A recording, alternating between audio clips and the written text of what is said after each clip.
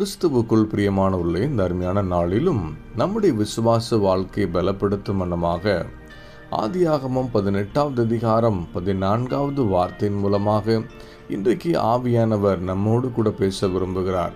வேத வசனம் இப்படியாக சொல்கிறது, கர்த்தரால் ஆகாத காரியம் உண்டோ? ஆபிரகாமையும் சாராளையும் பார்த்து கேட்ட அதே கேள்வியை தான் இன்னைக்கு நம்ம ஒவ்வொருத்தரையும் பார்த்து ஆண்டவர் கேட்க விரும்புகிறார். கர்த்தரால் ஆகாத காரியம் உண்டோ என்று சொல்லி நாம் கூட அநேக நேரங்களில் ஆபிரகாமை போல சாராளை போல வாக்குத்தத்தங்கள் நிறைவேற கால தாமதமான உடனே எல்லாமே எதிராக நடக்கிறத பார்த்து இந்த வார்த்தைலாம் என் வாழ்க்கையில் நிறைவேறுமா, இந்த வாக்குத்தத்தங்களை நிறைவேற என்னால் அனுபவிக்க முடியுமா, இந்த வார்த்தையினுடைய பரிபூரணத்தை என் கண்கள் காணுமா என்று சொல்லி நாமே வாக்குத்தத்தத்தினுடைய விசுவாசத்தோடு விலகி விடுகிறோம். சில நேரங்கள் அந்த வார்த்தையை மறந்து கூட போய் விடுகிறோம். ஆனால் கர்த்தர் சொன்ன வார்த்தை நிச்சயமாக நிறைவேறும்.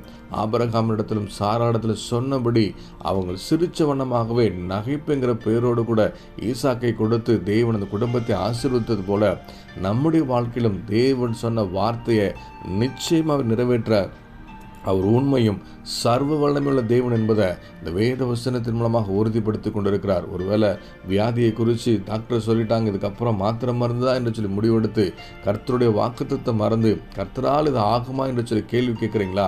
நிச்சயமாகவே இந்த வியாதி படுக்கையை இயேசு கிறிஸ்துங்கிற நாமத்தினால் அவங்க சுகத்தை கொடுக்க முடியும் என்பதில் எந்த மாற்றமே இல்லை. அவங்க பிள்ளைங்க வாழ்க்கையில் தேவனாய் கர்த்தர் அற்புதம் செய்வதற்கு அவர் இன்றைக்கும் ஜீவனுள்ள தேவனாக நம்மோடு கூட பேசி கொண்டிருக்கிறார். நீங்கள் எதிர்பார்க்குற நன்மையை, விரும்புகிற ஆசீர்வாதத்தை, உங்களுடைய தேவையை சந்தித்து உங்களை கனப்படுத்த அவரால் முடியும்.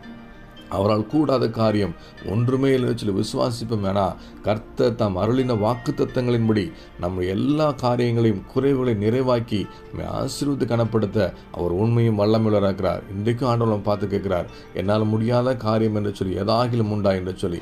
அவரால் முடியாத காரியம் ஒன்றுமே இல்லை.